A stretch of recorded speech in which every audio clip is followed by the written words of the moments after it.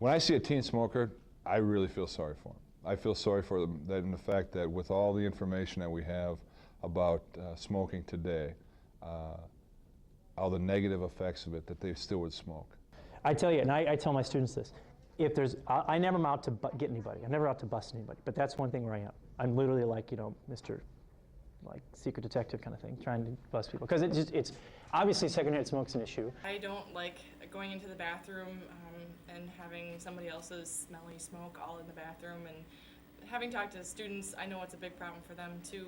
I hate walking into a bathroom and seeing cigarette burns all over the seats because students decide they'll try to have that midday smoke break and don't want to throw it in the water, and they just burn it for the sake of burning it. It kind of hurts my legs when I sit down. Mike, do you know what time it is? Yeah, I know what time it is. It's about that time for a smoke break. Let's go.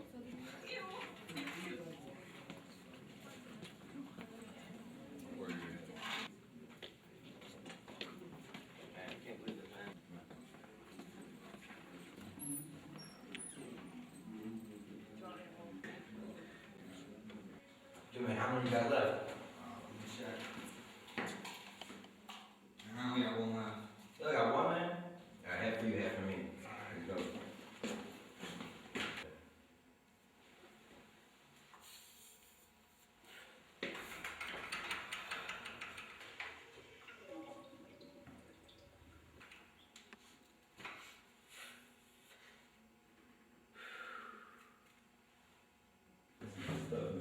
Hey, stop burning it. What are you doing? You just see how it's cancer. I know, man. Oh, well. And what do we do with it when we're done?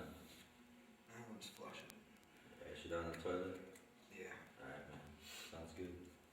Go.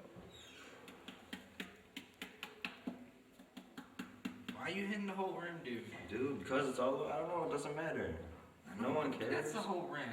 Oh, alright. Sorry. Jeez.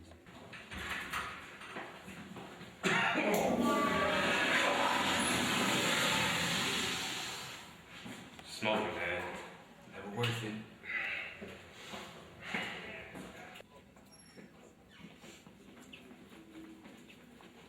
Guys, got passes? Guys, I need your passes. Got no pet. Empty your pockets now. Come on, I want to see the whites. Pull out the pockets. Looks good to me. Thank you. Just take your money, man. Hey, don't you worry about that. Come on, what's this? Pack of cigarettes? There's no smoking Not mine. on school premises. No, I don't want to hear it. I don't want you guys arguing. I don't want to hear anything out of it. We're going to the office. Let's go. No smoking on these premises. And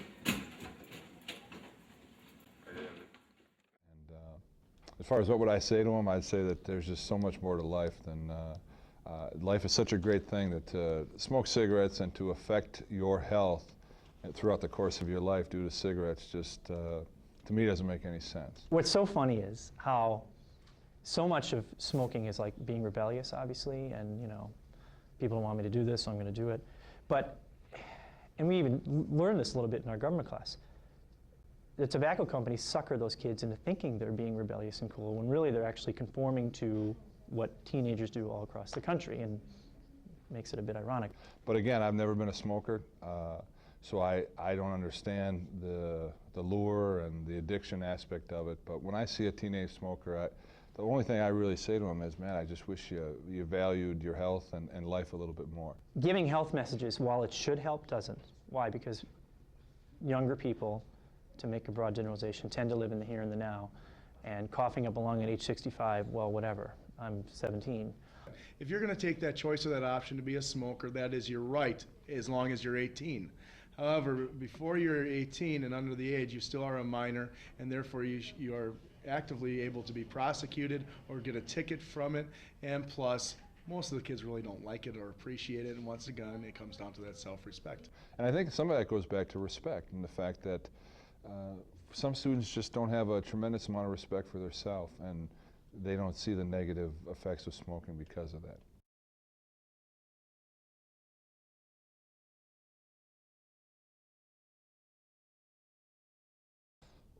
when a student has a cell phone in class, because of all the capabilities that a cell phone can do with text messaging and message forwarding and all that, it just simply distracts from the real reason that they're sitting in the class, and that is to learn the information that we're trying to discuss. Well, they can negatively affect class if kids are text messaging each other, by cheating possibly in class, taking images of tests, and or just a complete disruption of the class flow as it's going, if a phone rings or anything else. It's just coming down to basic sets of respect. It can be a distraction, certainly. Obviously, if one goes off, it's a distraction. But just the fact that you see kids like always checking them, that tells me that throughout the day people are text messaging, or potentially even, I've heard stories, although I haven't seen them, of people actually calling each other in school. And yeah, that's a distraction. And that gets away from what you're here for. Okay, so you all have your study guides, remember? The big test, the huge test is tomorrow. You can work on your study guide for the rest of the period.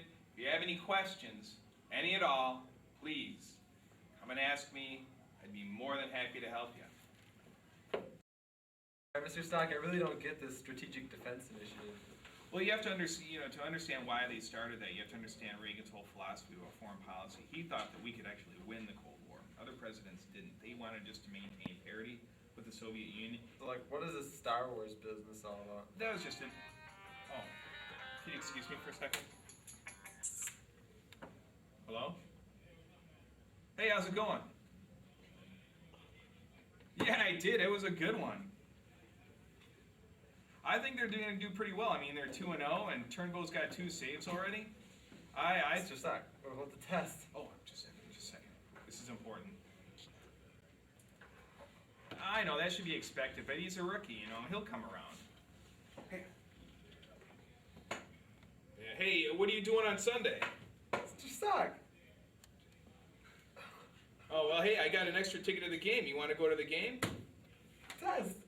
Wait, just a second. What? The test! What about the test? I'm sure you did fine on the test. Yeah, I got 2 tickets. They're in the loge. You're in the 3rd row, section 205. It's great seats. Nah, we're not going to tailgate. Hey, I'll tell you what. I'll meet you at Fridays. We'll get something to eat, and then we'll go to the game. Yeah, it should be a good game. No, the weather's supposed to be good.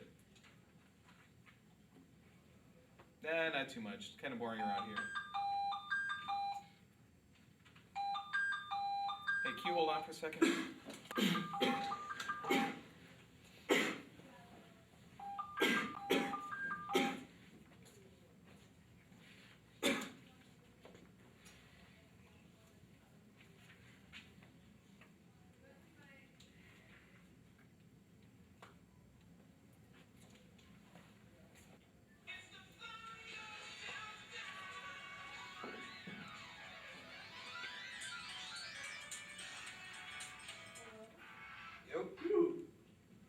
Why are you calling me at school?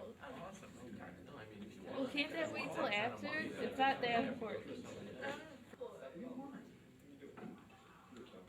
Hey, what's up, dog? No, I'm not How you been? interested in changing my long distance. You kicking it in the home slice, man? Awesome, dude. No, I told you already. I'm not interested. I don't care how much money you're offering. This math test we got next week, I'm looking at it. It's pretty bad. Whatever. I don't know. I'm reading the book right now. Requiem for a Dream. No, I saw the night. You know, there just isn't enough time. I don't have enough time to get that kind of money. And you should know that. Well, I mean, I gotta call you back.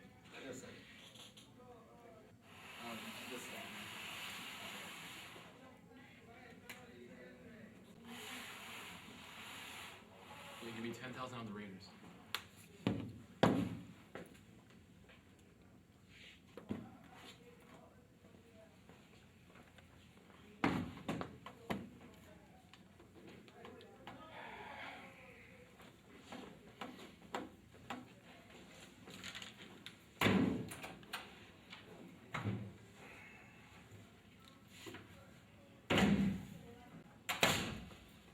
Are you serious? What? Are you kidding?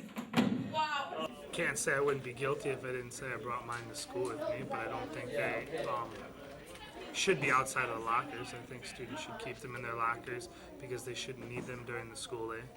They either learn not to talk with people or to text message to people. I just don't think that there's any place for a cell phone in a classroom. Do I see any problem with a student having one, a responsible student having one in their backpack and using it before and after school? Absolutely not. But within the classroom setting, there's no purpose for one. Just as if there'd be no purpose for me to have one in the classroom setting. Ooh, man, bringing cell phones to school, never worth it. Oh, that ain't right, man.